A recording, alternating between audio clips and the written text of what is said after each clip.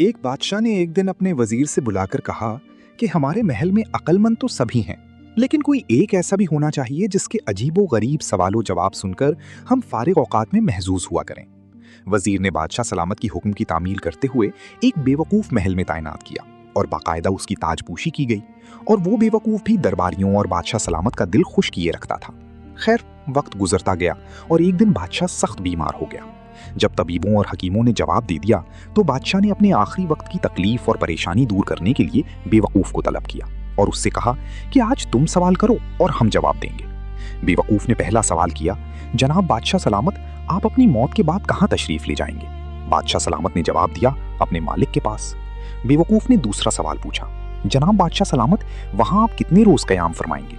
बादशाह सलामत मुस्कुराए और कहते, हमेशा हमेशा के लिए। बेवकूफ़ ने अपना तीसरा सवाल पूछा, बादशाह सलामत, वहाँ आपने अपने लिए आराम, क़याम और ताम का इंतज़ाम भी खूब किया होगा?